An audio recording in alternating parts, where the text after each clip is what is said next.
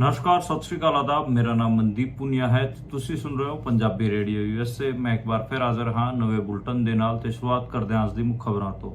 ਪ੍ਰਧਾਨ ਮੰਤਰੀ ਨਰਿੰਦਰ ਮੋਦੀ ਇਟਲੀ ਦੇ ਵਿੱਚ ਹੋਣ ਜਾ ਰਹੀ G7 ਦੇ ਵਿੱਚ ਸ਼ਾਮਲ ਹੋਣ ਜਾ ਰਹੇ ਹਨ। ਇਹਦੇ ਤੇ ਕਾਂਗਰਸ ਨੇ ਨਿਸ਼ਾਨਾ ਸਾਧ ਦੇ ਕੇ ਆਇਆ ਹੈ ਕਿ ਪ੍ਰਧਾਨ ਮੰਤਰੀ ਨਰਿੰਦਰ ਮੋਦੀ ਆਪਣੇ ਡਿਗਰੀ ਇੰਟਰਨੈਸ਼ਨਲ ਇਮੇਜ ਨੂੰ ਬਚਾਉਣ ਵਾਸਤੇ ਇਸ 'ਚ ਸ਼ਾਮਲ ਹੋਣ ਜਾ ਰਹੇ ਹਨ, ਜਦਕਿ ਇੰਡੀਆ ਇਸ G7 ਦਾ ਮੈਂਬਰ ਵੀ ਨਹੀਂ ਹੈ। ਇੰਡੀਆ ਦੇ ਵਿੱਚ ਡਾਕਟਰ ਦੀ ਪੜ੍ਹਾਈ ਵਾਸਤੇ ਹੋਣ ਵਾਲੇ ਐਂਟਰੈਂਸ ਐਗਜ਼ਾਮ ਨੀਟ ਨੂੰ ਲੈ ਕੇ ਖਾਸਾ ਰੌਲਾ ਪੈ ਰਿਹਾ ਹੈ। ਨੀਟ ਦੀ ਪ੍ਰੀਖਿਆ ਨੂੰ ਲੈ ਕੇ ਸਾਰੇ ਵਿਪਕਸ਼ੀ ਆਗੂ ਸਰਕਾਰ ਤੇ ਹਮਲਾ ਕਰ ਰਹੇ ਹਨ ਅਤੇ ਸੁਪਰੀਮ ਕੋਰਟ ਦੇ ਵਿੱਚ ਇਹ ਮਾਮਲਾ ਗਿਆ ਹੋਇਆ ਹੈ। ਸੁਪਰੀਮ ਕੋਰਟ ਨੇ ਵੀ ਨੀਟ ਕਰਾਉਣ ਵਾਲੀ NTA ਤੋਂ ਜਵਾਬ ਮੰਗਿਆ ਹੈ। NTA ਨੇ ਕਿਹਾ ਹੈ ਕਿ ਉਹ 1583 ਬੱਚਿਆਂ ਵਾਸਤੇ ਦੁਬਾਰੇ ਤੋਂ ਇਹ ਐਂਟਰੈਂਸ ਐਗਜ਼ਾਮ ਕਰਾਉਣਗੇ ਕਿਉਂਕਿ ਉਹਨਾਂ ਨੇ ਗਲਤ ਤਰੀਕੇ ਨਾਲ ਉਹਨਾਂ ਨੂੰ ਗ੍ਰੇਸ ਮਾਰਕ ਦਿੱਤੇ ਸੀ। ਚੀਨ ਅਤੇ ਪਾਕਿਸਤਾਨ ਨੇ ਇਕੱਠਾ ਬਿਆਨ ਦੇ ਕੇ ਭਾਰਤ ਨੂੰ ਜੰਮੂ ਕਸ਼ਮੀਰ ਅਤੇ ਲੱਦਾਖ ਵਾਲੇ ਮਾਮਲੇ ਤੇ ਛੇੜਿਆ ਸੀਗਾ। ਭਾਰਤ ਦੇ ਵਿਦੇਸ਼ ਮੰਤਰਾਲੇ ਨੇ ਇਹਦੇ ਤੇ ਪ੍ਰਤੀਕਿਰਿਆ ਦਿੰਦਿਆਂ ਕਿਹਾ ਹੈ ਕਿ ਕਿਸੇ ਨੂੰ ਵੀ ਜੰਮੂ ਕਸ਼ਮੀਰ ਅਤੇ ਲੱਦਾਖ ਵਾਲੇ ਮਾਮਲੇ ਤੇ ਸਾਡੇ ਉੱਤੇ ਟਿੱਪਣੀ ਕਰਨ ਦੀ ਲੋੜ ਨਹੀਂ ਹੈ। ਇਹ ਸਾਡਾ ਇੰਟਰਨਲ ਮਸਲਾ ਹੈ ਤੇ ਅਸੀਂ ਇਹ ਸਾਡੀ ਜਿਹੜੀ ਸੋਵਰਨਟੀ ਹੈ ਉਸ ਦੇ ਅਕੋਰਡਿੰਗ ਇਹਨੂੰ ਹੱਲ ਕਰਾਂਗੇ। RSS ਦਾ ਮੁੱਖ ਮੰਤਰ ਮੰਨੀ ਜਾਣ ਵਾਲੀ ਆਰਗੇਨਾਈਜ਼ਰ ਮੈਗਜ਼ੀਨ ਦੇ ਵਿੱਚ ਇੱਕ ਲੇਖ ਛਪਿਆ ਜਿਹਦੇ 'ਚ BJP ਅਤੇ NCP ਦੇ ਅਲਾਈਅੰਸ ਤੇ ਸਵਾਲ ਖੜੇ ਕੀਤੇ ਗਏ ਹਨ। BJP ਤੋਂ ਪੁੱਛਿਆ ਗਿਆ ਹੈ ਕਿ ਉਹਨਾਂ ਨੇ ਕੀ ਸੋਚ ਕੇ ਸ਼ਰਦ ਪਵਾਰ ਵਾਲੀ NCP ਦੇ ਦੋ ਟੋਟੇ ਕਰਕੇ ਅਜੀਤ ਪਵਾਰ ਗੁੱਟ ਨੂੰ ਆਪਣੇ ਨਾਲ ਰਲਾਇਆ ਸੀ। ਦੱਸ ਦਈਏ ਕਿ ਅਲਾਈਅੰਸ ਨੂੰ ਲੈ ਕੇ ਮਹਾਰਾਸ਼ਟਰ ਦੇ ਵਿੱਚ ਖਾਸੇ ਰੋਲੇ ਪੈ ਰਹੇ ਹਨ। ਉੱਥੇ NDA ਦੇ ਅਲਾਈਅੰਸ ਨੂੰ ਉਹਨਾਂ ਵਧੀਆ ਰਿਜ਼ਲਟ ਨਹੀਂ ਮਿਲ ਸਕਿਆ ਜਿੰਨੀ ਉਹਨਾਂ ਦੀ ਚਾਹਤ ਸੀਗੀ। ਉੱਤਰ ਪ੍ਰਦੇਸ਼ ਦੀ ਸਮਾਜਵਾਦੀ ਪਾਰਟੀ ਦੇ ਵੱਡੇ ਆਗੂ ਅਖਿਲੇਸ਼ ਯਾਦਵ ਨੇ ਆਪਣੀ ਵਿਧਾਨ ਸਭਾ ਸੀਟ ਕਰਲ ਤੋਂ ਇਸਤੀਫਾ ਦੇ ਕੇ ਸੰਸਦੀ ਦੀ ਸੀਟ ਰੱਖਣ ਦਾ ਫੈਸਲਾ ਲਿਆ ਹੈ। ਦੱਸ ਦਈਏ ਕਿ ਅਖਿਲੇਸ਼ ਯਾਦਵ ਇਸ ਵਾਰ ਕਨੌਜ ਸੀਟ ਤੋਂ ਸੰਸਦ ਚੁਣੇ ਗਏ ਹਨ ਤੇ ਉਹ ਉੱਤਰ ਪ੍ਰਦੇਸ਼ ਵਿਧਾਨ ਸਭਾ ਦੇ ਵਿੱਚ ਲੀਡਰ ਆਫ ਆਪੋਜੀਸ਼ਨ ਵੀ ਸੀ ਤੇ ਉਹ ਕਰਲ ਵਿਧਾਨ ਸਭਾ ਤੋਂ ਚੁਣ ਕੇ ਆਏ ਸੀ, ਪਰ ਉਹਨਾਂ ਨੇ ਕਰਲ ਵਿਧਾਨ ਸਭਾ ਤੋਂ ਆਪਣੀ ਵਿਧਾਇਕੀ ਤੋਂ ਇਸਤੀਫਾ ਦੇ ਦਿੱਤਾ ਤੇ ਹੁਣ ਸਮਾਜਵਾਦੀ ਪਾਰਟੀ ਦੀ ਨੁਮਾਇੰਦਗੀ ਲੋਕ ਸਭਾ ਦੇ ਵਿੱਚ ਕਰਨਗੇ। ਤਮਿਲਨਾਡੂ ਦੇ ਮੁੱਖ ਮੰਤਰੀ MK ਸਟਾਲਿਨ ਨੇ ਨੀਟ ਵਰਗੇ ਐਂਟਰੈਂਸ ਐਗਜ਼ਾਮਸ ਨੂੰ ਗਰੀਬ ਵਿਰੋਧੀ ਦੱਸਿਆ ਹੈ। ਉਹਨਾਂ ਨੇ ਕਿਹਾ ਹੈ ਕਿ ਸੈਂਟਰਲੀ ਐਂਟਰੈਂਸ ਐਗਜ਼ਾਮ ਕਰਾਉਣ ਤੋਂ ਕਿਤੇ ਨਾ ਕਿਤੇ ਰਾਜਾਂ ਦਾ ਹੱਕ ਮਾਰਿਆ ਜਾਂਦਾ ਹੈ ਤੇ ਉਹਨਾਂ ਨੇ ਇਸ ਕਿਸਮ ਦੀ ਸੈਂਟਰਲਾਈਜੇਸ਼ਨ ਦੀ ਨਿਖੇਧੀ ਕੀਤੀ ਹੈ। ਆਉਣ ਵਾਲੀ 24 ਜੂਨ ਨੂੰ 18ਵੀਂ ਲੋਕ ਸਭਾ ਦਾ ਪਹਿਲਾ ਸੈਸ਼ਨ ਬੁਲਾਇਆ ਗਿਆ ਹੈਗਾ। ਇਹਨਾਂ ਚੋਣਾਂ ਦੇ ਵਿੱਚ ਜਿਹੜੇ MP ਚੁਣ ਕੇ ਆਏ ਹਨ ਉਹਨਾਂ ਨੂੰ ਸ਼ਪਥ ਦਿਵਾਈ ਜਾਊਗੀ ਤੇ ਇਸ ਪਹਿਲੇ ਸੈਸ਼ਨ 'ਚ ਮੁਲਕ ਦੀ ਰਾਸ਼ਟਰਪਤੀ ਦ੍ਰੌਪਦੀ ਮੁਰਮੂ ਵੀ ਸ਼ਾਮਿਲ ਰਹੂਗੀ ਤੇ ਉਹ MPs ਨੂੰ ਸ਼ਪਥ ਸਹੁੰ ਚੁਕਵਾਊਗੀ। ਕੁਵੈਤ ਦੇ ਦੱਖਣੀ ਅਹਿਮਦਗੋਰਨੇਟ ਦੀ ਇੱਕ ਰਿਹਾਇਸ਼ੀ ਬਿਲਡਿੰਗ 'ਚ ਅੱਗ ਲੱਗਣ ਕਰਕੇ ਉੱਥੇ 49 ਬੰਦਿਆਂ ਦੀ ਮੌਤਾਂ ਹੋ ਗਈਆਂ ਹਨ ਤੇ 50 ਬੰਦੇ ਗੰਭੀਰ ਤੌਰ ਤੇ ਜ਼ਖਮੀ ਹਨ। ਉਹਨਾਂ 49 ਬੰਦਿਆਂ ਵਿੱਚ 40 ਬੰਦੇ ਭਾਰਤ ਦੇ ਹਨ ਜਿਨ੍ਹਾਂ ਦੀ ਮੌਤ ਹੋਈ ਹੈ ਤੇ ਭਾਰਤ ਸਰਕਾਰ ਨੇ ਉਹਨਾਂ ਬੰਦਿਆਂ ਨੂੰ 2-2 ਲੱਖ ਰੁਪਏ ਦੇਣ ਦੀ ਘੋਸ਼ਣਾ ਕੀਤੀ ਹੈ। ਇਹ ਸੀਗੀਆਂ ਅੱਜ ਦੀਆਂ ਮੁੱਖ ਖਬਰਾਂ ਤੇ ਇਹਨਾਂ ਖਬਰਾਂ ਦਾ ਹੁਣ ਆਪਾਂ ਕਰਾਂਗੇ ਵਿਸ਼ਲੇਸ਼ਣ ਤੇ ਵਿਸ਼ਲੇਸ਼ਣ ਤੋਂ ਬਾਅਦ ਆਪਾਂ ਮੁਲਕ ਦੀ ਦਲਿਤ ਰਾਜਨੀਤੀ ਬਾਰੇ ਵੀ ਡਿਸਕਸ਼ਨ ਕਰਾਂਗੇ। ਤੇ ਸ਼ੁਰੂਆਤ ਕਰਦੇ ਹਾਂ ਆਪਾਂ ਪਹਿਲੀ ਖਬਰ ਤੋਂ। ਜਿਹੜੀ ਪਹਿਲੀ ਖਬਰ ਹੈਗੀ ਆ ਉਹ ਰਿਲੇਟਡ ਹੈ ਪ੍ਰਧਾਨ ਮੰਤਰੀ ਨਰਿੰਦਰ ਮੋਦੀ ਨਾਲ। ਮੈਂ ਕੱਲ ਵੀ ਦੱਸਿਆ ਸੀਗਾ ਕਿ ਪ੍ਰਧਾਨ ਮੰਤਰੀ ਨਰਿੰਦਰ ਮੋਦੀ ਇਸ ਵਾਰ ਹੋਣ ਜਾ ਰਹੇ G7 ਦੇ ਵਿੱਚ ਹਿੱਸਾ ਲੈਣ ਜਾ ਰਹੇ ਹਨ ਤੇ ਇਹ ਇਟਲੀ ਦੇ ਵਿੱਚ ਹੋ ਰਿਹਾ ਹੈ ਤੇ ਹਾਲਾਂਕਿ ਜਿਹੜਾ ਇੰਡੀਆ ਮੁਲਕ G7 ਦਾ ਹਿੱਸਾ ਨਹੀਂ ਹੈ, ਪਰ ਉਹਨਾਂ ਨੂੰ ਇੱਕ ਇਨਵਾਈਟਡ ਮੈਂਬਰ ਦੇ ਤੌਰ ਤੇ ਬੁਲਾਇਆ ਗਿਆ ਹੈਗਾ, ਉਹਨਾਂ ਨੂੰ ਦੇਖਣ ਵਾਸਤੇ ਬੁਲਾਇਆ ਗਿਆ ਹੈਗਾ ਤੇ ਇਹਦੇ ਤੇ ਕਾਂਗਰਸ ਨੇ ਨਿਸ਼ਾਨਾ ਸਾਧਿਆ ਕਿ ਹੈ ਕਿ ਪ੍ਰਧਾਨ ਮੰਤਰੀ ਨਰਿੰਦਰ ਮੋਦੀ ਇਸ ਕਿਸਮ ਦੇ ਜਿਹੜੇ ਫੋਰਨ ਟ੍ਰਿਪ ਹੈਗਾ ਉਹ ਆਪਣੀ ਇੰਟਰਨੈਸ਼ਨਲ ਇਮੇਜ ਨੂੰ ਸੁਧਾਰਨ ਵਾਸਤੇ ਕਰ ਰਹੇ ਹਨ। ਉਹਨਾਂ ਦੀ ਜਿਹੜੀ ਇੰਟਰਨੈਸ਼ਨਲ ਇਮੇਜ ਹੈ ਉਹ ਖਾਸੀ ਥੱਲੇ ਡਿੱਗੀ ਹੋਈ ਹੈ, ਇਸ ਕਰਕੇ ਉਹਨੂੰ ਚਮਕਾਉਣ ਵਾਸਤੇ ਤੇ ਲੋਕਾਂ 'ਚ ਆਪਣਾ ਇੱਕ ਹਿਸਾਬ ਨਾਲ ਰੁਤਬਾ ਕਾਇਮ ਕਰਨ ਵਾਸਤੇ ਉਹ ਇਹ ਸਾਰੇ ਕਿਸਮ ਦੇ ਟ੍ਰਿਪ ਕਰ ਰਹੇ ਹਨ। ਉਹਨਾਂ ਨੇ ਕਿਹਾ ਕਾਂਗਰਸ ਦੇ ਜੈਰਾਮ ਰਮੇਸ਼ ਨੇ ਇਹਦੇ ਤੇ ਖੁੱਲ ਕੇ ਟਿੱਪਣੀ ਕੀਤੀ। ਉਹਨਾਂ ਨੇ ਕਿਹਾ ਕਿ ਪ੍ਰਧਾਨ ਮੰਤਰੀ ਜਦੋਂ ਮਨਮੋਹਨ ਹੁੰਦੇ ਸੀਗੇ ਉਹਨਾਂ ਦਾ ਰੁਤਬਾ ਅੱਡ ਕਿਸਮ ਦਾ ਸੀ, ਉਹ ਵੀ G7 ਕੰਟਰੀਜ਼ ਨੇ ਉਹਨਾਂ ਨੂੰ ਸੱਦਿਆ ਸੀਗਾ ਤੇ ਉੱਥੇ ਉਹ ਕੋਈ ਠੋਸ ਕੰਮ ਕਰਨ ਗਏ ਸੀ। ਉਹਨਾਂ ਦਾ ਕਲਾਈਮੇਟ ਚੇਂਜ ਤੇ ਇੱਕ ਵਧੀਆ ਸਮਝੌਤਾ ਵੀ ਹੋਇਆ ਸੀ ਇਟਲੀ ਵਾਲਿਆਂ ਨਾਲ ਤੇ ਇਸ ਵਾਰ ਜਿਹੜਾ ਨਰਿੰਦਰ ਮੋਦੀ ਹੈ ਤਾਂ ਖਾਲੀ ਉਹੀ ਹਵਾ ਛੱਕਣ ਵਾਸਤੇ ਜਾ ਰਿਹਾ ਹੈ ਤੇ ਆਪਣੀ ਜਿਹੜੀ ਇੰਟਰਨੈਸ਼ਨਲ ਇਮੇਜ ਹੈ ਉਹਨੂੰ ਸੁਧਾਰਨ ਵਾਸਤੇ ਕਿਤੇ ਨਾ ਕਿਤੇ ਇਹਦੇ ਵਿੱਚ ਸ਼ਾਮਿਲ ਹੋ ਰਿਹਾ ਹੈ। ਇਹ ਤੋਂ ਜਿਹੜੀ ਦੂਜੀ ਖਬਰ ਦੀ ਗੱਲ ਕਰੀਏ ਉਹ ਹੈਗੀ ਆ ਨੀਟ ਐਗਜ਼ਾਮ ਬਾਰੇ। ਨੀਟ ਐਗਜ਼ਾਮ ਆਪਾਂ ਨੂੰ ਪਤਾ ਹੈ ਕਿ ਜਿਹੜੇ ਇੰਡੀਆ ਦੇ ਵਿੱਚ ਮੈਡੀਕਲ ਦੀ ਪੜ੍ਹਾਈ ਵਾਸਤੇ ਜ਼ਰੂਰੀ ਹੈ, 12ਵੀਂ ਕਲਾਸ ਤੋਂ ਬਾਅਦ ਹੁੰਦਾ ਹੈ, ਉਸ ਤੋਂ ਬਾਅਦ ਹੀ MBBS ਦੇ ਵਿੱਚ ਦਾਖਲਾ ਮਿਲਦਾ ਹੈ ਤੇ ਇਹਦੇ ਵਿੱਚ ਇਸ ਵਾਰ ਇੰਡੀਆ ਦੇ ਵਿੱਚ ਖਾਸਾ ਵੱਡਾ ਘਪਲਾ ਹੋਇਆ ਹੈ। ਕਈ ਸਟੂਡੈਂਟਸ ਨੂੰ ਗ੍ਰੇਸ ਮਾਰਕਸ ਮਿਲੇ ਨੇ ਤੇ ਪੇਪਰ ਲੀਕ ਹੋਣ ਦੀਆਂ ਖਬਰਾਂ ਵੀ ਤੈਰਦੀਆਂ ਰਹੀਆਂ। ਹਰ ਵਾਰ ਨੀਟ ਐਗਜ਼ਾਮ ਤੇ ਰੋਲਾ ਪੈਂਦਾ ਹੀ ਪੈਂਦਾ ਤੇ ਇਸ ਵਾਰ ਵੀ ਪੈ ਰਿਹਾ ਹੈ ਤਕਰੀਬਨ 1600 ਬੱਚਿਆਂ ਨੂੰ ਗ੍ਰੇਸ ਮਾਰਕਸ ਦਿੱਤੇ ਗਏ ਹਨ ਤੇ ਇਹ ਮਾਮਲਾ ਸੁਪਰੀਮ ਕੋਰਟ ਦੇ ਵਿੱਚ ਗਿਆ ਹੋਇਆ ਹੈ। ਸੁਪਰੀਮ ਕੋਰਟ ਨੇ ਨੀਟ ਤੋਂ ਜਿਹੜਾ ਨੀਟ ਕਰਾਉਣ ਵਾਲੀ ਏਜੰਸੀ ਹੈ NTA ਤੋਂ ਇਹਦਾ ਜਵਾਬ ਮੰਗਿਆ ਤੇ NTA ਨੇ ਇੱਕ ਕਦਮ ਪਿੱਛੇ ਲੈ ਕੇ ਕਿਤੇ ਨਾ ਕਿਤੇ ਇਹ ਕਿਹਾ ਹੈ ਕਿ ਅਸੀਂ ਜਿਹੜੇ 1600 ਬੱਚਿਆਂ ਨੂੰ ਅਸੀਂ ਗ੍ਰੇਸ ਮਾਰਕਸ ਦਿੱਤੇ ਸੀਗੇ ਉਹਨਾਂ ਦੀ ਜਿਹੜਾ ਉਹਨਾਂ ਵਾਸਤੇ ਐਗਜ਼ਾਮ ਦੁਬਾਰਾ ਕਰਾਵਾਂਗੇ, ਉਹਨਾਂ ਦਾ 23 ਜੂਨ ਨੂੰ ਦੁਬਾਰਾ ਐਗਜ਼ਾਮ ਲੈ ਰਹੇ ਹਾਂ। ਜਿਹੜੇ ਆਪੋਜੀਸ਼ਨ ਦੇ ਲੀਡਰਸ ਹੈਗੇ ਆ ਉਹ ਵੀ ਲਗਾਤਾਰ ਇਸ ਤੇ ਬਿਆਨ ਦੇ ਰਹੇ ਹਨ। ਮੈਂ ਸਾਰਿਆਂ ਦੇ ਬਿਆਨ ਸੁਣ ਰਿਹਾ, ਈਵਨ ਜਿਹੜੇ ਕਾਂਗਰਸ ਦੇ ਅਧਿਕਸ਼ ਹੈਗੇ, ਕਾਂਗਰਸ ਦੇ ਪ੍ਰਧਾਨ ਹੈਗੇ ਮਲਿਕਾਰਜੁਨ ਖੜਗੇ, ਉਹਨਾਂ ਨੇ ਤਾਂ ਇਹ ਕਿਹਾ ਕਿ ਇਹਦੀ CBI ਜਾਂਚ ਹੋਣੀ ਚਾਹੀਦੀ।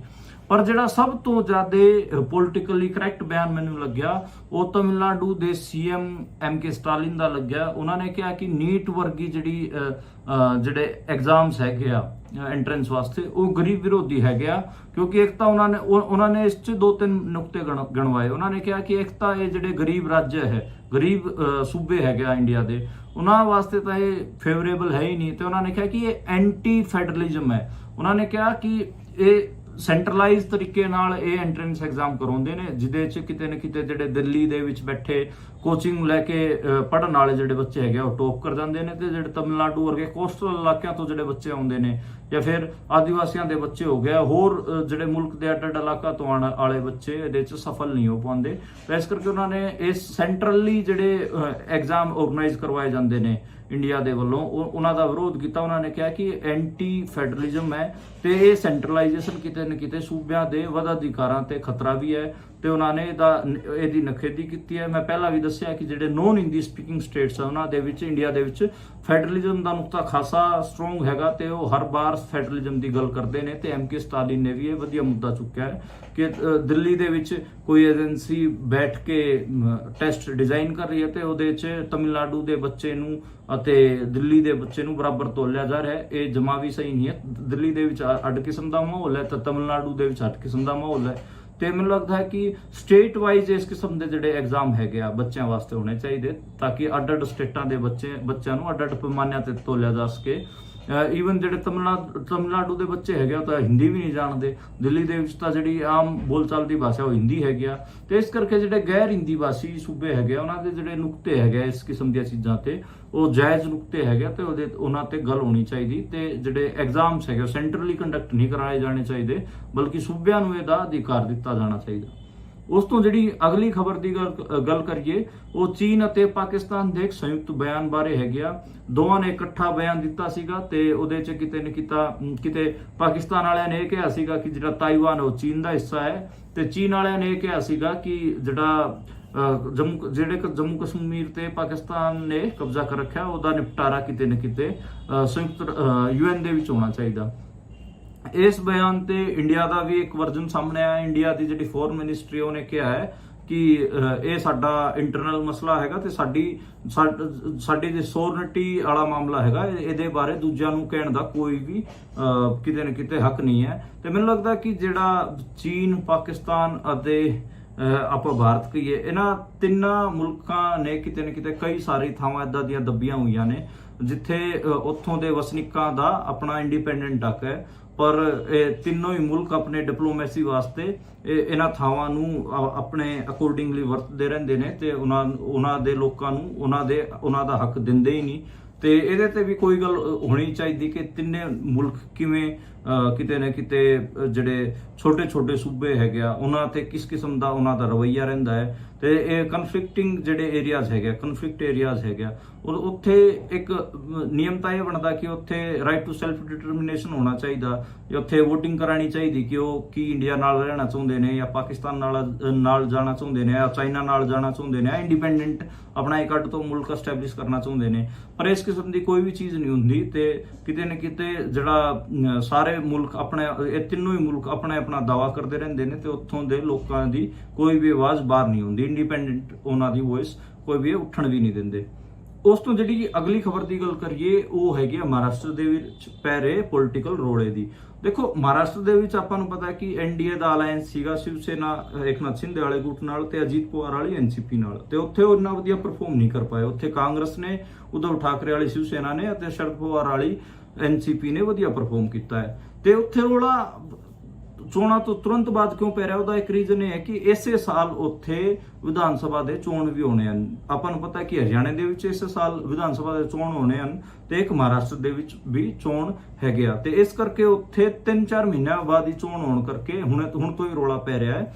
ਤੇ ਉੱਥੇ ਜਿਹੜੀ RSS ਦਾ ਮੁੱਖ ਪੱਤਰ ਹੈਗਾ ਆਰਗੇਨਾਈਜ਼ਰ ਮੈਗਜ਼ੀਨ, ਉਸ 'ਚ ਕਿਤੇ ਨਾ ਕਿਤੇ RSS ਦੇ ਜਿਹੜੇ ਬੰਦੇ ਹੈਗੇ ਆ ਉਹ ਅਜੀਤ ਪਵਾਰ ਤੇ ਅਤੇ ਉਹਨਾਂ ਦੀ NCP ਪਾਰਟੀ ਤੇ ਹਮਲਾ ਕਰ ਰਹੇ ਹਨ। ਉਹ ਕਹਿ ਰਹੇ ਨੇ ਕਿ BJP ਨੂੰ ਕੀ ਲੋੜ ਸੀਗੀ ਇਸ ਕਿਸਮ ਦੇ ਦਲ ਬਦਲੂ ਬੰਦਿਆਂ ਨਾਲ ਅਲਾਈਅੰਸ ਕਰਨ ਦੀ, ਇਹਦਾ ਨੁਕਸਾਨ ਹੋਇਆ ਹੈ ਤੇ BJP ਦਾ ਜਿਹੜਾ ਵਧੀਆ ਕਾਡਰ ਸੀਗਾ ਉਹਨੂੰ ਮੌਕਾ ਨਹੀਂ ਲੱਗ ਪਾਇਆ। ਤੇ ਇਸ ਕਿਸਮ ਦੀਆਂ ਗੱਲਾਂ ਲਗਾਤਾਰ ਹੋ ਰਹੀਆਂ ਹਨ। ਹਾਲਾਂਕਿ NCP ਅਜੀਤ ਪਵਾਰ ਨੇ ਕਿਹਾ ਕਿ ਅਸੀਂ ਜਿਹੜੇ ਆਰਗੇਨਾਈਜ਼ਰ ਦੇ ਵਿੱਚ ਜਿਹੜੇ RSS ਵਾਲੇ ਲੇਖ ਲਿਖ ਰਹੇ ਨੇ ਉਹਨਾਂ ਦੇ ਕਿਤੇ ਨਾ ਕਿਤੇ ਪੋਲੀਟੀਕਲ ਪੁਆਇੰਟਸ ਤੇ ਪੋਲੀਟੀਕਲ ਪੋਜੀਸ਼ਨਸ ਤੇ BJP ਵਾਲੇ ਸਹਿਮਤ ਨਹੀਂ ਹਨ, ਉਹ ਤਾਂ ਸਾਡੇ ਨਾਲ ਵਧੀਆ ਤਰੀਕੇ ਨਾਲ ਨਿਭਾ ਰਹੇ ਹਨ। ਇਸ ਕਿਸਮ ਦੀਆਂ ਗੱਲਾਂ ਮਹਾਰਾਸ਼ਟਰ ਦੇ ਵਿੱਚ ਚੱਲ ਰਹੀਆਂ ਹੈ। ਮੈਨੂੰ ਲੱਗ ਰਿਹਾ ਕਿ ਬਹੁਤ ਹੱਦ ਤੱਕ ਮਹਾਰਾਸ਼ਟਰ ਦੇ ਵਿੱਚ ਜਿਹੜੇ NDA ਦਾ ਅਲਾਈਅੰਸ ਹੈਗਾ ਉਹਦੇ ਵਿੱਚ ਖਲਾਰਾ ਪਊਗਾ ਤੇ ਖਲਾਰਾ ਹਜੇ ਤੋਂ ਹੀ ਦਿਖਣਾ ਸ਼ੁਰੂ ਹੋ ਗਿਆ ਹੈ।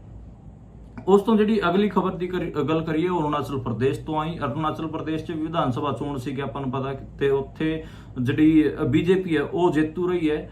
ਆਪਾਂ ਨੂੰ ਇਹ ਵੀ ਪਤਾ ਹੈ ਕਿ ਅਰੁਣਾਚਲ ਪ੍ਰਦੇਸ਼ ਦੇ ਵਿੱਚ ਕਿੰਨੀ ਜ਼ਿਆਦਾ ਸਿਕਿਉਰਿਟੀ ਫੋਰਸਿਸ ਦੇ ਹੇਠ ਇਹ ਸਾਰਾ ਕੁਝ ਚੱਲਦਾ ਹੈ, ਕਿਉਂਕਿ ਉੱਥੇ ਕਨਫਲਿਕਟਿੰਗ ਏਰੀਆਜ਼ ਵੀ ਹੈਗੇ ਆ।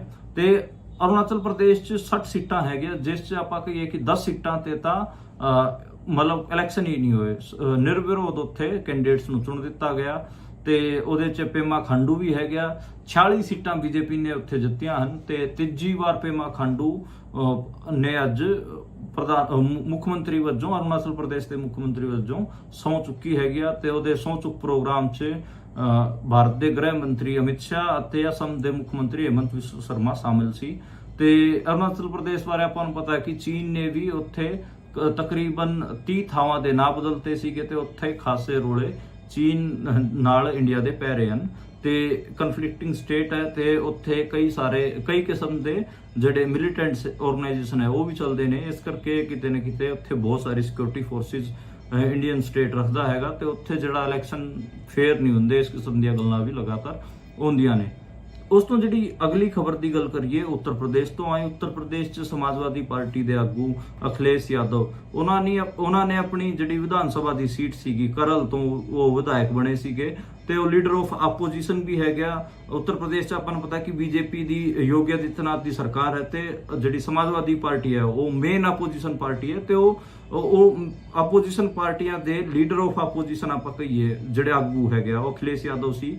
ਪਰ ਉਹਨਾਂ ਨੇ ਆਪਣੇ ਵਿਧਾਇਕੀ ਛੱਡ ਕੇ ਹੁਣ ਕਨੌਜ ਤੋਂ ਸੰਸਦ ਚੁਣੇ ਗਏ ਨੇ ਤੇ ਉਹਨਾਂ ਨੇ ਜਿਹੜੇ ਸੰਸਦ ਹੈ ਇੰਡੀਆ ਦੀ ਲੋਕ ਸਭਾ ਦੀ ਜਿਹੜੀ ਪਾਰਲੀਮੈਂਟ ਹੈ ਉਹਦੇ ਵਿੱਚ ਨੁਮਾਇੰਦਗੀ ਕਰਨ ਦਾ ਫੈਸਲਾ ਲਿਆ ਹੈ। ਤੇ ਕਰਲ ਦੇ ਵਿੱਚ ਮੈਨੂੰ ਲੱਗਦਾ ਕਿ ਬਾਈ ਇਲੈਕਸ਼ਨ ਹੋਣਗੇ, ਜੁਲਾਈ ਦੇ ਵਿੱਚ ਇਹ ਬਾਈ ਇਲੈਕਸ਼ਨ ਹੋਣ ਜਾ ਰਹੇ ਹਨ ਤੇ ਹੁਣ ਉਹ ਕਨੌਜ ਤੋਂ ਸੰਸਦ ਬਣਨਗੇ ਤੇ ਆਪਣੇ ਜਿਹੜਾ ਉਹਨਾਂ ਦਾ ਲੋਕ ਸਭਾ ਦੇ ਵਿੱਚ ਆਪਣੀ ਪਾਰਟੀ ਦੇ ਉਹ ਲੀਡਰ ਰਹਿਣਗੇ।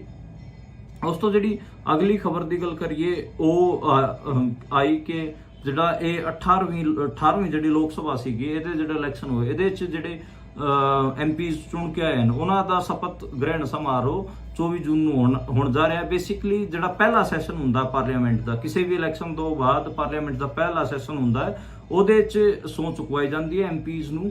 ਤੇ ਹੁਣ 24 ਜੂਨ ਨੂੰ ਇਹ ਸੈਸ਼ਨ ਸੱਦਿਆ ਗਿਆ ਹੈ। ਜਿਹੜੇ ਮੁਲਕ ਦੀ ਰਾਸ਼ਟਰਪਤੀ ਦ੍ਰੌਪਦੀ ਮੁਰਮੂ ਜੀ ਹੈਗੇ ਆ ਉਹ ਵੀ ਇਸ ਸੈਸ਼ਨ 'ਚ ਸ਼ਾਮਿਲ ਰਹਿਣਗੇ। ਉਹਨਾਂ ਦੀ ਕਿਤੇ ਨਾ ਕਿਤੇ ਉਹਨਾਂ ਦੀ ਅਗਵਾਈ ਹੇਠ ਹੀ ਇਹ ਸਾਰੇ MPs ਸਹੁੰ ਚੁੱਕਣਗੇ ਤੇ 24 ਜੂਨ ਤੋਂ ਇਹ ਸ਼ੁਰੂ ਹੋਣ ਜਾ ਰਿਹਾ ਹੈ। ਇਹਦੇ 'ਚ ਇਹ ਵੀ ਦੇਖਣਾ ਹੋਊਗਾ ਕਿ ਕਿਸੇ ਕਿਸਮ ਦਾ ਮੁੱਦਾ ਚੁੱਕਿਆ ਜਾਂਦਾ ਹੈ ਨਹੀਂ, ਸਿਰਫ ਇਹਨੂੰ ਸਹੁੰ ਚੁੱਕ ਪ੍ਰੋਗਰਾਮ 'ਚ ਤਬਦੀਲ ਕਰਕੇ ਸੈਸ਼ਨ ਨੂੰ ਖਤਮ ਕਰ ਦਿੱਤਾ ਜਾਊਗਾ। ਉਸ ਤੋਂ ਜਿਹੜੀ ਅਗਲੀ ਖਬਰ ਉਹ ਆਪਾਂ ਨੂੰ ਪਤਾ ਕੁਵੈਤ ਤੋਂ ਆਈ। ਕੁਵੈਤ ਦੇ ਵਿੱਚ ਜਿਹੜਾ ਦੱਖਣੀ ਅਹਿਮਦ ਏਰੀਆ ਹੈਗਾ ਉੱਥੇ ਇੱਕ ਰਿਹਾਇਸ਼ੀ ਬਿਲਡਿੰਗ 'ਚ ਅੱਗ ਲੱਗੀ ਸੀਗੀ ਜਿਹਦੇ 'ਚ 49 ਬੰਦਿਆਂ ਦੀ ਮੌਤਾਂ ਹੋ ਚੁੱਕੀਆਂ ਹਨ ਤੇ 50 ਬੰਦੇ ਗੰਭੀਰ ਤੌਰ ਤੇ ਜ਼ਖਮੀ ਹਨ। ਉਹਨਾਂ 49 ਬੰਦਿਆਂ ਚੋਂ 40 ਬੰਦੇ ਇੰਡੀਆ ਦੇ ਸੀਗੇ ਤੇ ਕਿਤੇ ਨਾ ਕਿਤੇ ਜਿਹੜੇ ਇੰਡੀਆ ਦੇ ਵਿੱਚ ਇੱਕ ਖਾਸੀ ਵੱਡੀ ਖਬਰ ਹੈ ਤੇ 40 ਬੰਦੇ ਇੰਡੀਆ ਦੇ ਉੱਥੇ ਜਲ ਕੇ ਮਰ ਗਏ ਹਨ। ਤੇ ਇਹ ਲਗਾਤਾਰ ਗੱਲ ਹੁੰਦੀ ਹੈ। ਮੈਂ ਪਹਿਲਾਂ ਵੀ ਗੱਲ ਕਰਦਾ ਰਿਹਾ ਕਿ ਜਿਹੜੇ ਮਜ਼ਦੂਰਾਂ ਦੇ ਰਿਹਾਇਸ਼ੀ ਇਲਾਕੇ ਹੋ ਗਏ ਆ ਫਿਰ ਉਹਨਾਂ ਦੇ ਕੰਮ ਕਰਨ ਦੀ ਥਾਵਾਂ ਹੋ ਗਈਆਂ ਉਹ ਸੇਫ ਨਹੀਂ ਹਨ ਤੇ ਇਹਨਾਂ ਦੀ ਸੇਫਟੀ ਤੇ ਆਪਾਂ ਪਹਿਲਾਂ ਵੀ ਮੇਰੇ ਬੁਲੇਟਿਨ ਤੇ ਆਪਾਂ ਗੱਲ ਕਰਦੇ ਰਹੇ ਹਾਂ ਤੇ ਦੁਬਾਰਾ ਇਸ ਚੀਜ਼ ਤੇ ਹੀ ਗੱਲ ਆ ਕੇ ਖੜੀ ਹੈ। ਤੇ ਮੈਨੂੰ ਲੱਗਦਾ ਕਿ ਇਹਦੇ ਤੇ ਗੱਲ ਵੀ ਹੋਣੀ ਚਾਹੀਦੀ ਤੇ ਜਿਹੜੀ ਭਾਰਤ ਸਰਕਾਰ ਹੈ ਉਹਨੇ ਪੀਐਮ ਕੇਅਰ ਰਿਲੀਫ ਫੰਡ ਤੋਂ 2-2 ਲੱਖ ਰੁਪਇਆ ਦੇਣ ਦੀ ਘੋਸ਼ਣਾ ਕੀਤੀ ਹੈ। ਮੈਨੂੰ ਲੱਗਦਾ ਕਿ ਬਹੁਤ ਥੋੜੇ ਪੈਸੇ ਹੈਗੇ ਆ। ਇੰਨੇ ਤਾਂ ਉਹਨਾਂ ਦੇ ਜਿਹੜੇ ਡੈਡ ਬੋਡੀਜ਼ ਨੂੰ ਕੁਵੈਤ ਤੋਂ ਇੰਡੀਆ ਮੰਗਵਾਉਣ ਤੇ ਉਹਨਾਂ ਪਰਿਵਾਰਾਂ ਦੇ ਖਰਚ ਹੋ ਜਾਣਗੇ। ਇਹ ਅਮਾਉਂਟ ਜ਼ਿਆਦਾ ਹੋਣਾ ਚਾਹੀਦਾ ਸੀ, ਘੱਟੋ ਘੱਟ 50-50 ਲੱਖ ਰੁਪਇਆ ਦਿੱਤਾ ਜਾਣਾ ਚਾਹੀਦਾ ਸੀਗਾ ਅਫੈਕਟਡ ਪਰਿਵਾਰਾਂ ਨੂੰ। ਖਬਰਾਂ ਦੇ ਵਿਸ਼ਲੇਸ਼ਣ ਤੋਂ ਬਾਅਦ ਹੁਣ ਆਪਾਂ ਗੱਲ ਕਰਦੇ ਹਾਂ ਦੇਸ਼ ਦੀ ਦਲਿਤ ਪੋਲਿਟਿਕਸ ਤੇ। ਆਪਾਂ ਹਰ ਰੋਜ਼ ਇਹੀ ਕਰ ਰਹੇ ਹਾਂ ਕਿ ਇੱਕ ਪੂਰਾ ਸੈਸ਼ਨ ਖਬਰਾਂ ਦੇ ਵਿਸ਼ਲੇਸ਼ਣ ਦਾ ਲੈਂਦੇ ਹਾਂ, ਉਸ ਤੋਂ ਬਾਅਦ ਆਪਾਂ ਕਿਸੇ ਨਾ ਕਿਸੇ ਪੋਲੀਟੀਕਲ ਮੁੱਦੇ ਤੇ ਗੱਲ ਕਰਦੇ ਹਾਂ। ਤੇ ਅੱਜ ਦੇਸ਼ ਦੀ ਮੁਲਕ ਦੀ ਦਲਿਤ ਪੋਲਿਟਿਕਸ ਤੇ ਗੱਲ ਕਰਦੇ ਹੈਗੇ ਆ। ਹੁਣ ਕਿਸ ਹਾਲਾਤ 'ਚ ਦਲਿਤਾਂ ਦੀ ਪੋਲਿਟਿਕਸ ਇੰਡੀਆ ਦੇ ਵਿੱਚ, ਤੇ ਜਿਹੜੀ ਪਾਰਟੀ ਬੀਐਸਪੀ ਮੰਨਿਆ ਜਾਂਦਾ, ਬਹੁਜਨ ਸਮਾਜ ਪਾਰਟੀ ਦਲਿਤਾਂ ਦੀ ਪਾਰਟੀ ਮੰਨਿਆ ਜਾਂਦਾ, ਉਹ ਕਿਤੇ ਨਾ ਕਿਤੇ ਇਸ ਵਾਰ ਕੋਈ ਵੀ ਸੰਸਦ 'ਚ ਨਹੀਂ ਭੇਜ ਪਾਈ ਤੇ ਉਹਨਾਂ ਦਾ ਕੋਈ ਵੀ ਸਾਂਸਦ, ਕੋਈ ਵੀ ਕੈਂਡੀਡੇਟ ਨਹੀਂ ਜਿੱਤਿਆ। ਉਹਨਾਂ ਬਾਰੇ ਖਬਰ ਚੱਲ ਪਈ ਸੀ ਕਿ ਕਿਤੇ ਨਾ ਕਿਤੇ ਉਹਨਾਂ ਦਾ ਜਿਹੜਾ ਇੱਕ ਗੱਠਜੋੜ ਹੈ ਉਹ ਅਮਿਤ ਸ਼ਾਹ ਹੋਰਾਂ ਨਾਲ ਹੋ ਰੱਖਿਆ, ਬੀਜੇਪੀ ਨਾਲ ਹੋ ਰੱਖਿਆ। ਇਸ ਕਰਕੇ ਦਲਿਤ ਵੋਟਰਸ ਨੇ ਉਹਨਾਂ ਨੂੰ ਰਿਜੈਕਟ ਕੀਤਾ ਤੇ ਉਹਨਾਂ ਨੂੰ ਵੋਟਾਂ ਨਹੀਂ ਪਾਈਆਂ। ਤੇ ਔਰ ਉਹਨਾਂ ਤੋਂ ਅਲਟਰਨੇਟ ਜਿਹੜੇ ਦਲਿਤ ਆਗੂ ਸੀਗੇ ਉਹਨਾਂ ਨੂੰ ਜਿਹੜੇ ਦਲਿਤ ਵੋਟਰ ਹੈਗੇ ਇੰਡੀਆ ਦੇ, ਉਹਨਾਂ ਨੇ ਚੂਜ਼ ਕੀਤਾ। ਸਭ ਤੋਂ ਪਹਿਲਾਂ ਨਾਂ ਲਈਏ ਤੇ ਆਜ਼ਾਦ ਸਮਾਜ ਪਾਰਟੀ ਦੇ ਆਗੂ ਚੰਦਰ ਸ਼ੇਖਰ ਆਜ਼ਾਦ, ਜਿਹੜਾ ਭੀਮ ਆਰਮੀ ਨਾਂ ਦਾ ਇੱਕ ਸੰਗਠਨ ਵੀ ਚਲਾਉਂਦੇ ਨੇ, ਉਹ ਇਸ ਵਾਰ ਨਗੀਨਾ ਸੀਟ ਤੋਂ ਜਿੱਤ ਕੇ ਆਏ ਨੇ। ਮੈਂ ਉਹਨਾਂ ਦਾ ਇੰਟਰਵਿਊ ਵੀ ਲੈ ਕੇ ਆਇਆ ਸੀਗਾ ਜਦੋਂ ਚੋਣ ਲੜ ਰਹੇ ਸੀ ਉਦੋਂ, ਤੇ ਜਦੋਂ ਮੈਂ ਉਹਨਾਂ ਦਾ ਇੰਟਰਵਿਊ ਲੈ ਰਿਹਾ ਸੀ ਤੇ ਉਹਨਾਂ ਨੇ ਮੇਰੇ ਤੋਂ ਪੁੱਛਿਆ ਸੀਗਾ ਕਿ ਮਨਦੀਪ ਤੂੰ ਫਿਰ ਕੇ ਆਇਆ ਮੇਰੇ ਲੋਕ ਸਭਾ ਇਲਾਕੇ 'ਚ, ਕੀ ਰਹੇਗਾ? ਮੈਂ ਉਹਨਾਂ ਨੂੰ ਕਿਹਾ ਸੀਗਾ ਕਿ ਤੁਸੀਂ ਇਸ ਵਾਰ ਜਿੱਤ ਰਹੇ ਹੋ। ਤੇ ਉਹ ਕਹਿੰਦੇ ਕਿ ਜਿਹੜਾ ਬੀਐਸਪੀ ਦਾ ਵੋਟਰ ਉਹ ਕਿਹਨੂੰ ਵੋਟਾਂ ਪਾਊਗਾ? ਤੇ ਮੈਂ ਕਿਹਾ ਸੀਗਾ ਬੀਐਸਪੀ ਦਾ ਵੋਟਰ ਤੁਹਾਡੇ ਕੋਲ ਸ਼ਿਫਟ ਹੋ ਰਿਹਾ। ਮੈਨੂੰ ਇਹ ਲੱਗ ਰਿਹਾ ਕਿ ਬਹੁਜਨ ਸਮਾਜ ਪਾਰਟੀ ਦੀ ਜਿਹੜੀ ਵੱਡੀ ਆਗੂ ਹੈਗੇ ਬੈਨ ਮਾਇਆਵਤੀ ਜੀ, ਉਹਨਾਂ ਦਾ ਹੁਣ ਇੱਕ ਡਿਕਲਾਈਨ ਫੇਜ਼ ਹੈਗਾ ਤੇ ਚੰਦਰ ਸ਼ੇਖਰ ਆਜ਼ਾਦ ਕਿਤੇ ਨਾ ਕਿਤੇ ਬੈਨ ਮਾਇਆਵਤੀ ਦੀ ਥਾਂ ਲੈਣਗੇ। ਤੇ ਜਿਹੜੀ ਬੀਐਸਪੀ ਦੀ ਜਿਹੜਾ ਪੂਰਾ ਵੋਟ ਬੈਂਕ ਆ ਉਹ ਕਿਤੇ ਨਾ ਕਿਤੇ ਏਐਸਪੀ ਤੇ ਸ਼ਿਫਟ ਹੋਊਗਾ ਤੇ ਆਜ਼ਾਦ ਸਮਾਜ, ਉਹਨਾਂ ਦਾ ਬੀਐਸਪੀ ਦਾ ਕਾਡਰ ਵੀ ਏਐਸਪੀ ਤੇ ਸ਼ਿਫਟ ਹੋਣ ਜਾ ਰਿਹਾ ਹੈ। ਤੇ ਆਜ਼ਾਦ ਸਮਾਜ ਪਾਰਟੀ ਇੱਕ ਵੱਡਾ ਫਿਨੋਮਨਾ ਬਣ ਕੇ ਦਲਿਤ ਪੋਲਿਟਿਕਸ ਦੇ ਵਿੱਚ, ਇੰਡੀਆ ਦੀ ਪੋਲਿਟਿਕਸ ਦੇ ਵਿੱਚ ਉਭਰੂਗੀ।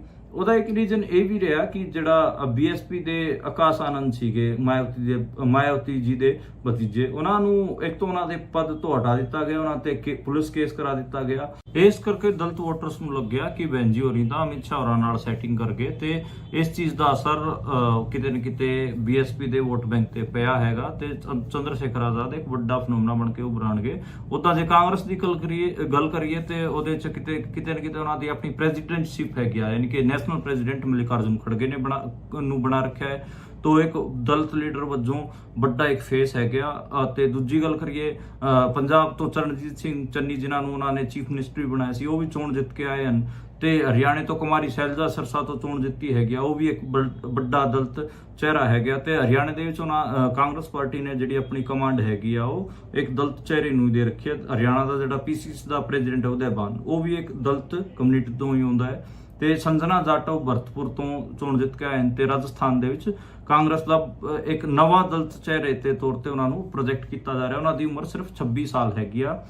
ਤੇ ਭਾਜਪਾ ਨੂੰ ਕਿਤੇ ਨਾ ਕਿਤੇ ਆਰਕਸ਼ਿਤ ਸੀਟਾਂ ਤੇ, ਰਿਜ਼ਰਵ ਸੀਟਾਂ ਤੇ, ਯਾਨੀ ਕਿ ਦਲਿਤ ਵੋਟ ਬੈਂਕ ਦੇ ਵਿੱਚ ਖਾਸਾ ਨੁਕਸਾਨ ਉਠਾਉਣਾ ਪਿਆ ਹੈ। ਜਿਹੜਾ ਕਨਸਟੀਟਿਊਸ਼ਨ ਵਾਲੀ ਗੱਲ ਹੈਗੀ ਆ ਉਹ ਖਾਸੀ ਚੱਲ ਪਈ ਸੀ। ਇਸ ਕਰਕੇ ਕਿਤੇ ਨਾ ਕਿਤੇ ਬਹੁਤ ਸਾਰੀ ਰਿਜ਼ਰਵ ਸੀਟਾਂ ਤੇ ਬੀਜੇਪੀ ਚੋਣ ਹਾਰੀ ਹੈਗੀ ਆ। ਈਵਨ ਜੇ ਆਪਾਂ ਗੱਲ ਕਰੀਏ ਅਯੋਧਿਆ ਦੀ, ਤੇ ਅਯੋਧਿਆ ਤੋਂ ਜਿਹੜਾ ਲੱਲੂ ਸਿੰਘ ਨੂੰ, ਬੀਜੇਪੀ ਦੇ ਕੈਂਡੀਡੇਟ ਨੂੰ ਜਿਹਨੇ ਚੋਣ ਹਰਾਇਆ ਹੈਗਾ, ਉਹ ਅਵਦੇਸ਼ ਪ੍ਰਸਾਦ, ਉਹ ਪਾਸੀ ਸਮੁਦਾਇ ਤੋਂ ਆਉਂਦੇ ਨੇ। ਉਹ ਵੀ ਦਲਿਤਾਂ ਦੇ, ਸਮਾਜਵਾਦੀ ਪਾਰਟੀ ਦੇ ਵਿੱਚ ਦਲਿਤਾਂ ਦੇ ਜਾਂ ਫਿਰ ਪਾਸੀ ਸਮੁਦਾਇ ਦੇ ਇੱਕ ਵੱਡੇ ਚਿਹਰਾ ਹੈਗੇ ਆ। ਤੇ ਅਖਿਲੇਸ਼ ਯਾਦਵ ਹੋਰੀ ਵੀ ਉਹਨੂੰ ਬਤੌਰ ਦਲਿਤ ਚਿਹਰਾ ਪ੍ਰੋਜੈਕਟ ਕਰਨਗੇ। ਤੇ ਇਹ ਮੋਟਾ 5-7 ਏਦਾਂ ਦੇ ਚਿਹਰੇ ਹੈਗੇ ਨਾਰਥ ਇੰਡੀਆ ਦੀ ਦਲਿਤ ਪੋਲਿਟਿਕਸ 'ਚ। ਇੱਕ ਤੇ ਸਾਊਥ ਇੰਡੀਆ ਦੇ ਵਿੱਚ ਤਾਂ ਮੈਂ ਦੱਸਿਆ ਮਲਿਕਾਰਜੁਨ ਖੜਗੇ ਕਾਂਗਰਸ ਕੋਲ ਇੱਕ ਵੱਡਾ ਚਿਹਰਾ ਹੈ ਹੀ ਹੈ। ਤੇ ਇਹ ਕਿਤੇ ਨਾ ਕਿਤੇ ਜਿਹੜਾ ਦਲਿਤ ਪੋਲਿਟਿਕਸ ਆ ਉਹਦੇ 'ਚ ਜੇ ਕਾਂਗਰਸ ਅਤੇ ਬੀਜੇਪੀ ਨੂੰ ਛੱਡ ਕੇ ਗੱਲ ਕਰੀਏ ਤਾਂ ਚੰਦਰ ਸ਼ੇਖਰ ਵੱਡਾ ਇੱਕ ਫਿਨੋਮਨਾ ਬਣ ਕੇ ਉਭਰਨਗੇ। ਤੇ ਕਾਂਗਰਸ ਕਿਤੇ ਨਾ ਕਿਤੇ ਦਲਿਤ ਪੋਲਿਟਿਕਸ ਨੂੰ ਸਾਧਣ 'ਚ ਕਾਮਯਾਬ ਰਹੀ ਹੈ। ਉਹਦਾ ਇੱਕ ਰੀਜ਼ਨ ਉਹਨਾਂ ਨੇ ਜਿਹੜਾ ਸੰਵਿਧਾਨ ਵਾਲਾ ਨੁਕਤਾ ਫੜਿਆ ਸੀਗਾ ਉਹ ਹੈਗਾ। ਤੇ ਜਿਹੜੇ ਚਿਹਰੇ ਵੀ ਹੈਗੇ ਆ ਦਲਿਤ ਚਿਹਰੇ, ਉਹ ਕਾਂਗਰਸ ਦੇ ਵਿੱਚ ਜ਼ਿਆਦਾ ਵੱਡੀ ਮਾਤਰਾ 'ਚ ਜਿੱਤ ਕੇ ਆਏ ਨੇ। ਤੇ ਇਸ ਕਰਕੇ ਜਿਹੜੇ ਦਲਿਤਾਂ ਦਾ ਵੋਟ ਬੈਂਕ ਹੈ ਉਹ ਟ੍ਰੈਡੀਸ਼ਨਲੀ ਪਹਿਲਾਂ ਵੀ ਕਾਂਗਰਸ ਕੋਲ ਰਿਹਾ ਹੈ। ਤੇ ਲੇਕਿਨ ਆਪਾਂ ਨੂੰ ਪਤਾ ਕਿ 80s ਅਤੇ 90s ਦੇ ਵਿੱਚ ਸਾਹਿਬ ਮਾਨਯਵਰ ਕਾਂਸੀ ਰਾਮ ਹੋਰਾਂ ਨੇ ਜਦੋਂ ਬੀਐਸਪੀ ਸ਼ੁਰੂ ਕੀਤੀ, ਉਦੋਂ ਫਿਰ ਬੀਐਸਪੀ ਕੋਲੋਂ ਵੋਟ ਬੈਂਕ ਚਲਾ ਗਿਆ ਸੀਗਾ, ਪਰ ਇਸ ਵਾਰ ਉਹ ਬੀਐਸਪੀ ਤੋਂ ਵੀ ਵੋਟ ਬੈਂਕ ਟੁੱਟ ਕੇ ਦੁਬਾਰੇ ਕਾਂਗਰਸ ਕੋਲ ਆਇਆ ਹੈ ਤੇ ਆਜ਼ਾਦ ਸਮਾਜ ਪਾਰਟੀ ਇੱਕ ਨਵੀਂ ਉਮੀਦ, ਯਾਨੀ ਕਿ ਜਿਹੜਾ ਚੰਦਰ ਸ਼ੇਖਰ ਆਜ਼ਾਦ ਹੈ ਭੀਮ ਆਰਮੀ ਵਾਲਾ, ਉਹ ਮੁੰਡਾ ਨਵੀਂ ਉਮੀਦ ਦਲਿਤ ਮੁੰਡਿਆਂ ਵਾਸਤੇ ਦਿਖ ਰਿਹਾ ਹੈ ਤੇ ਕਿਤੇ ਨਾ ਕਿਤੇ ਉਹਦੀ ਪੋਲਿਟਿਕਸ ਵੀ ਜ਼ਰੂਰ ਇੰਡੀਆ ਦੇ ਵਿੱਚ ਰਾਈਜ਼ ਕਰੂਗੀ। ਤੇ ਇੱਕ ਇਹ ਦਲਿਤ ਪੋਲਿਟਿਕਸ ਦਾ ਮੋਟਾ ਆਕਲਨ ਸੀਗਾ ਮੇਰਾ, ਤੇ ਖਬਰਾਂ ਦਾ ਵਿਸ਼ਲੇਸ਼ਣ ਵੀ ਮੈਂ ਆਪ ਜੀ ਨੂੰ ਦੱਸਿਆ। ਤੇ ਕੱਲ ਆਪਾਂ ਦੁਬਾਰਾ ਇਸੇ ਟਾਈਮ ਮਿਲਾਂਗੇ, ਫਿਰ ਦੁਬਾਰਾ ਤੋਂ ਮਿਲਾਂਗੇ ਨਵੀਂ ਖਬਰਾਂ ਨਾਲ, ਨਵੇਂ ਵਿਸ਼ਲੇਸ਼ਣ ਨਾਲ। ਤੁਸੀਂ ਦੇਖਦੇ ਅਤੇ ਸੁਣਦੇ ਰਹੋ।